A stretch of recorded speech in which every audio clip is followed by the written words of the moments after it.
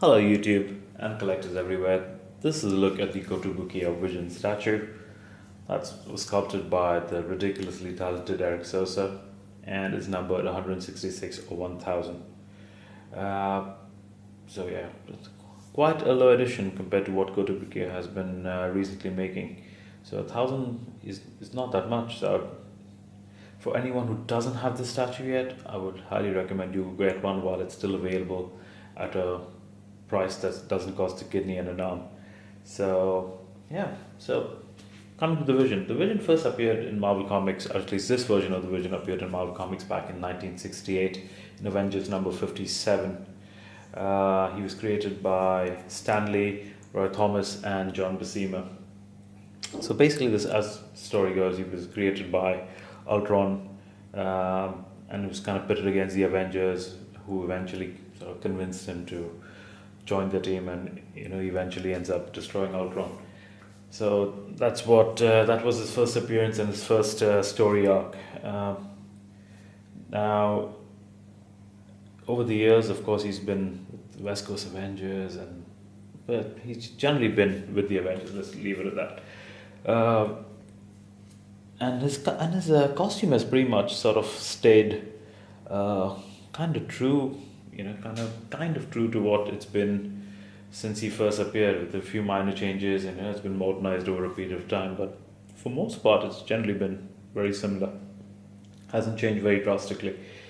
So this statue, I remember it being announced back, I think maybe about a little over a year ago, and when they actually released the first sort of the unpainted things at one of the Comic Cons. I don't remember, was it the New York or the San Diego one? And I remember seeing the sculpt of it and going like, wow, this is a great statue.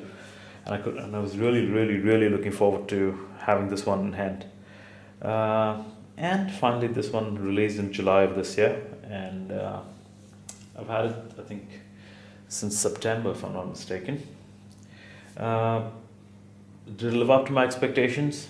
Yes, it most definitely did. I had a few quips with it, which I will get into, but yeah, for what I'd actually seen on the prototype and everything, yeah, the statue definitely delivered. I've been actually wanting a Vision statue in my Avengers lineup, and this one definitely tickled my fancy. I was actually considering getting the Bowen version, which is really nice, and that actually is based off the cover of the Avengers number 57 that he first appeared in. So for the longest time I actually considered getting that statue, and I mean, I liked it, but I wasn't super excited about it, and I was kind of holding out, should I get it, and then Kotobukiya announces this one, and I was like, yay, fantastic. So this statue is 16 inches tall.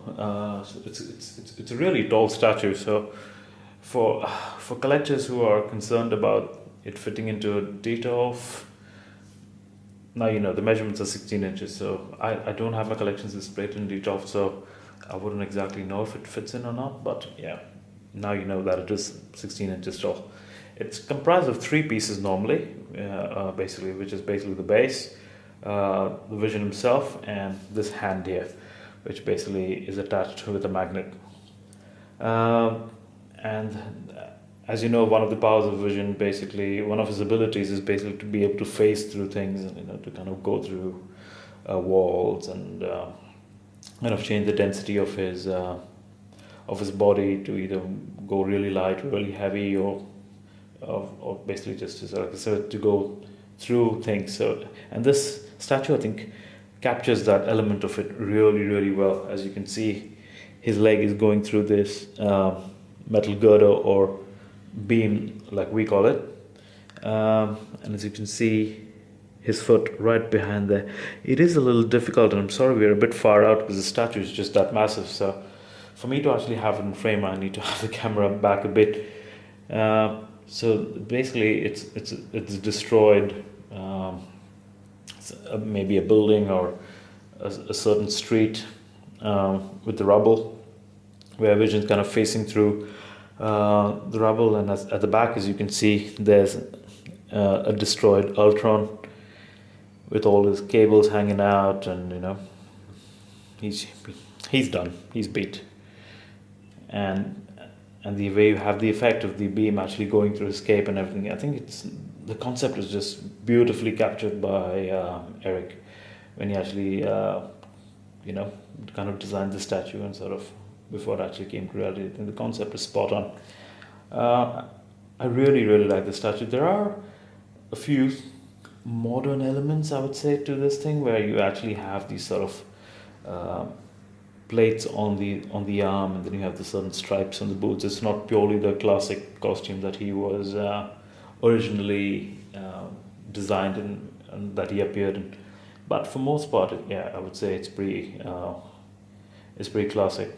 So a recurring theme with Kotobukiya, unfortunately, is their paint jobs. Erick all the time actually comes up with amazing and beautiful sculpts that don't get the right paint treatments, and I strongly believe the paints and the sculpts need to go hand in hand to actually make the statue really successful and really pop. But unfortunately, the paints are always a bit of a letdown when it comes to these Kotobukiya fine art pieces. So the statue was actually sculpted, painted up in a more basic grey up here. There wasn't much of a color gradation or a different color. It was pretty much a grey for the rocks, and there was no shading on this statue at all. It was pretty flat. There was nothing in the muscle grooves. There was nothing in the capes. The belt was the same flat yellow as the cape and everything else, so it pretty much kind of just blended in with everything else. The face was a very dark and dull red, which kind of didn't stand out at all. And the cape itself was again very flat yellow. There was nothing on it, so you really couldn't see the beauty of the sculpt and all the creases and the folds in the cape, because this cape is really, I think this is probably the best cape Erick has actually sculpted to date, in my opinion. So he definitely needed the paint to kind of bring it out and do it some justice. So actually had him painted through my very good friend Erick Marcial, who is a very, very talented painter. So he actually, so I told him the colors that I actually wanted him to be, and the choice of the metallics, and he then did his magic. And so you've got a sort of a pale yellow metallic color basically on the belt, and the and these little metal plate, kind of steel plates or metal plates on his gloves, and there's one stripe which kind of runs down his right leg. So the way the statue connects is basically this foot is still part of the base, and the statue pretty much sort of from here goes into it. So that's what gives it that nice sort of a floaty look to it. One thing which sort of makes the statue really amazing is the face. The face has got a really nice sculpt to it, but the previous paint job was so dull, and so it really took away from the face, and I wanted the vision to have a nice bright red face like he normally does. So I actually got his face done up also a little with a bright red, had his eyes done in nice titanium gold, and the gem on his forehead. That's actually it's almost like a chrome gold. It's really bright and shiny up in person. So would I recommend the statue? Hell yes. For anyone looking to add a vision to their collection, I would say this is the vision statue to get. And I normally say yes in the 1/6, but I think from all the vision statues that I've seen, including the sideshow ones, I think this one really tops that. It's really, really, really good piece. I would highly recommend it if you're looking to add vision to your collection.